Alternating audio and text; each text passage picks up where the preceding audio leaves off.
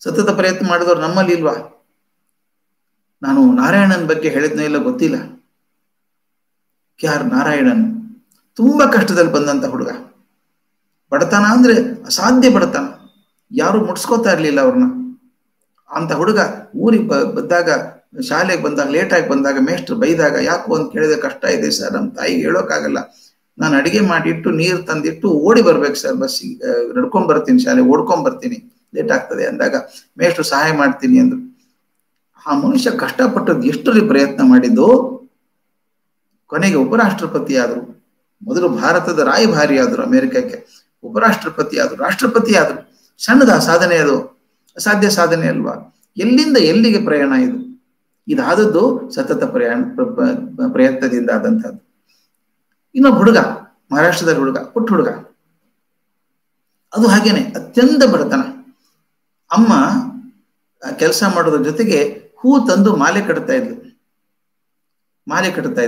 ಮಾಲೆ ಕಟ್ಟಿದ್ದೀವನ ಏನ್ ಮಾಡ್ತಿದ್ದ ಅಂದ್ರೆ, ರಸ್ತೆ ಪಕ್ಕ ನಿಂತು ಬರುವಂತ ಹೋಗಿ ಬರೋರಿಗೆಲ್ಲ ಮಾರ್ತಾ ಇದ್ದ. ಹೂವಿನ ಮಾಲೆ ಮಾರ್ಬೇಕು, ಅದ್ರ ದುಡ್ಡಿಂದ ಜೀವನ ನಡಿಬೇಕು. ಶಾಲೆ ಕಲೀಲಿಲ್ಲ ಜಾಸ್ತಿ, 4ನೇ ಕ್ಲಾಸು 5ನೇ ಕ್ಲಾಸು ಓದಿರ್ಬೇಕು. ಮುಂದೆ ಏನ್ ಮಾಡ್ತಾನೆ ಹುಡುಗ, ದೊಡ್ಡವನಾದ್ಮೇಲೆ ಆರ್ಮಿ ಸೇರ್ಕೊಂಡ, ಭಾರತದ ಸೈನ್ಯ ಸೇರ್ಕೊಂಡು ಯುದ್ಧಕ್ಕೆ ಹೋದ.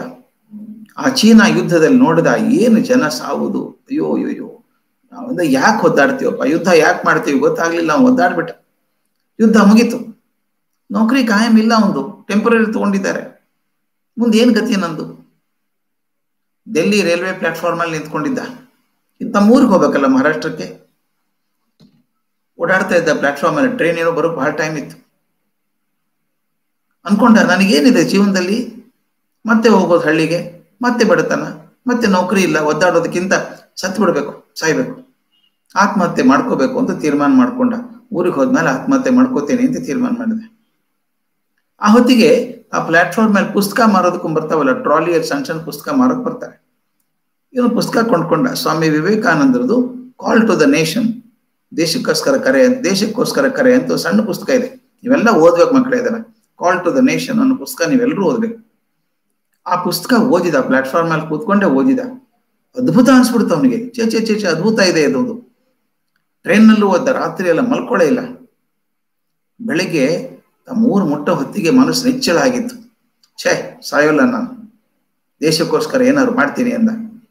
ಅವನು ಬದುಕಿದ್ದದ್ದು ಒಂದು ದೇವಸ್ಥಾನದ ಪಕ್ಕ ಒಂದು ಕೋಣೆಯಲ್ಲಿ, ಅಲ್ಲೇ ಉಳ್ಕೊಂಡ. ಮದುವೆ ಆಗ್ಲಿಲ್ಲ, ಹಠ ಹಿಡಿದ, ದೇವಸ್ಥಾನ ಸ್ವಚ್ಛ ಮಾಡಿದ. ಸುತ್ತಮುತ್ತಲು ಯಾರು ಬೀಡಿ ಸಿಗರೇಟ್ ಸೇದೋಂಗಿಲ್ಲ ಅಂದ. ಕುಡಿತ ಕಮ್ಮಿ ಮಾಡ್ಬೇಕು ಅಂದ. ಊರಲ್ಲೆಲ್ಲ ಹೋದ, ತಂಬಾಕು ಹಾಕೋಬೇಡಿ, ಗುಟ್ಕಾ ಹಾಕೋಬೇಡಿ, ಸಿಗರೇಟ್ ಸೇದ್ಬೇಡಿ, ಕುಡಿಬೇಡಿ ಅಂತ ಹೇಳಿ ಶುರು ಮಾಡಿದ ಎಲ್ಲಾರ್ಗು. ಒಂದ್ ರೀತಿ ಚಳವಳಿ ಆದಂಗ ಆಗ್ಬಿಡ್ತು. ಅವನಿಂದ ಜನ ಬರೋಕ್ ಶುರು ಆದ್ರು. ಆ ಚಳವಳಿ ಎಷ್ಟು ದೊಡ್ಡದಾಯ್ತು ಅಂತಂದ್ರೆ, ಮಹಾರಾಷ್ಟ್ರದ ಮುಖ್ಯಮಂತ್ರಿ ಕೂಡ ಅವನ್ ಕರೆದು ಮಾತಾಡ್ಸಿದ್ರು, ಏನಪ್ಪಾ ಏನ್ ಮಾಡ್ಬೇಕಂತೀರಿ ಹೇಳಿ ಅಂತ.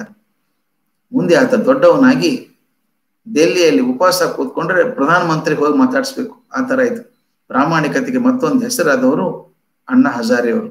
ನಿಮ್ಗೆ ಗೊತ್ತವ್ರ ಹೆಸರು, ಅಣ್ಣಾ ಹಜಾರೆ. ಅಣ್ಣಾ ಹಜಾರೆ ದೊಡ್ಡವರಾದದ್ದು ಹೇಗೆ? ಇವತ್ತಿಗೂ ಕಷ್ಟಪಡ್ತಾರೆ, ಇವತ್ತಿಗೂ ಪ್ರಯತ್ನ ಮಾಡ್ತಾರೆ. ಪ್ರತಿಯೊಂದು, ಮತ್ತೊಬ್ಬರಾದ್ರೆ ಹೋಗ್ಬಿಡ್ರಿ ನಮ್ಗೇನ್ ಮಾಡೋದು ದೇಶದ ವ್ಯವಹಾರ ಅಂತ ಅನ್ನೋಂಗಿಲ್ಲ, ಪ್ರತಿಯೊಂದ್ರಲ್ಲೂ ಆಸಕ್ತಿ ತೋರಿಸ್ತಾರೆ. ಯಾಕಂದ್ರೆ ನನ್ನ ದೇಶ ಇದು, ನನ್ನ ದೇಶ ಚೆನ್ನಾಗಿ ಆಗ್ಬೇಕು ಅಂತ. ಮಕ್ಕಳೇ, ಇಂಥವ್ರು ನಿಮ್ಮ ಮಾದರಿ ಆಗ್ಬೇಕು. ಯಾರು ದೇಶಕ್ಕೋಸ್ಕರ, ಪ್ರಾಮಾಣಿಕತೆಗೋಸ್ಕರ, ಭ್ರಷ್ಟಾಚಾರದ ವಿರುದ್ಧ, ದುಷ್ಟ ಚಟಗಳ ವಿರುದ್ಧ ಹೋರಾಡುವಂತ ಮನುಷ್ಯ ಇದ್ದಾರಲ್ಲ, ಅಣ್ಣಾ ಹಜಾರೆ, ಅವ್ರನ್ನ ಬಲಪಡಿಸ್ಬೇಕಾದದ್ದು ನಮ್ಮ ಧರ್ಮ. ಅವ್ರನ್ನ ಗಟ್ಟಿ ಮಾಡ್ಬೇಕು. ಅವ್ರು ನೋಡಿ ಎಲ್ಲಿಂದ ಎಲ್ಲಿಗೆ ಪ್ರಯಾಣ ಅದು, ಇದೆಲ್ಲ ಆದದ್ದು ಸತತವಾದ ಪ್ರಯತ್ನದಿಂದ.